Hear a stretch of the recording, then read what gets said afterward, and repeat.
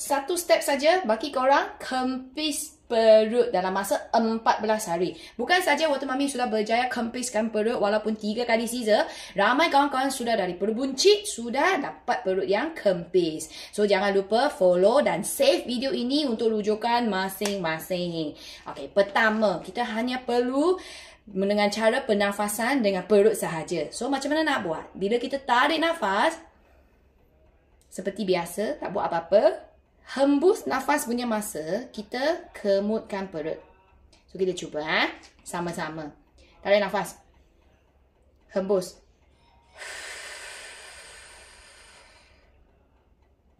Guna you punya tenaga, pergi kemutkan ataupun squeeze in you punya perut. Sampai tahap you rasa pinggang you sakit-sakit. Mula-mula buat punya masa, you kemut punya time, dia akan tarik sampai you punya pinggang. Itu betul. Kalau you tak sampai pinggang, itu kurang sikit. So, you kena buat sampai you rasa dekat pinggang. Tapi, selepas you dah biasakan dengan kemut perut ni, you tak akan sakit pinggang punya. Okay, tak akan. Memang release you punya pinggang punya sakit lagi. Okay, so kita buat sama-sama sekali lagi. Tarik nafas macam biasa. Hembus.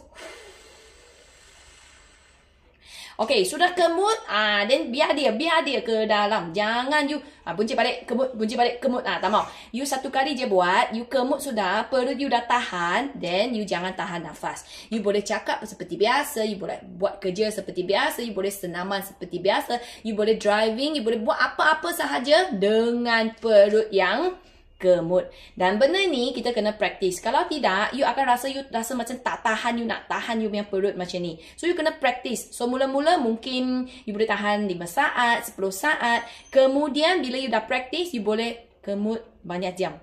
Pun you tak rasa sakit pinggang, pun you tak rasa penat.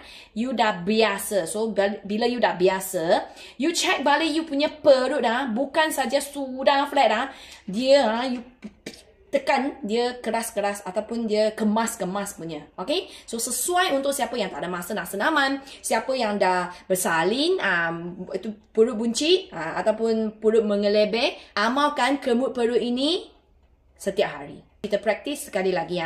Tarik nafas, tak buat apa-apa. Macam biasa, relax je. Hembus.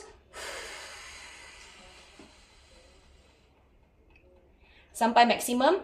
Tak tahan nafas, kita tarik nafas, hembus seperti biasa, tapi perut yang tengah kerja. So, ini, imagine, you tengah bakar perut punya lemak 24 jam lah kalau you tak tidur. Pada masa yang sama, jangan lupa amalkan air bakar lemak. Air bakar lemak ini ialah Arabica Coffee sekali dengan 1 liter air. Amalkan air ini setiap pagi sampai pukul 12. Try minum 1 liter ni air habis, you akan rasa tenaga you extra, selera makan akan jadi kurang, gula manis punya makanan ataupun minuman semakin tidak suka. Paling penting dia bagi kita naikkan metabolik dan juga sihatkan dan kuatkan kita punya otak dan jantung. Cara untuk buat air ni pun senang. Korang hanya perlu ambil kopi ni, 1 sachet, kopi midi Arabica Coffee yang tulen tanpa gula, tanpa bahan kimia, creamer, pemanis semua dia tak ada. Masukkan dalam air mineral 1 liter. Dalam ni ada 15 sachet. Ada halal, ada KKM punya chop. So, selamat dan sedap, sihat nak minum. Beli dekat TikTok Shop Water Mami ataupun Shopee. Cari je midi Arabica Coffee. Dia akan keluar. So, amalkan ini kopi setiap hari, setiap pagi dengan macam ni 1 liter. Bagi kita punya badan baik, sihat. Dengan kemut perut sekali. 2 minggu kemudian, berterima kasih sendiri sebab sudah take action.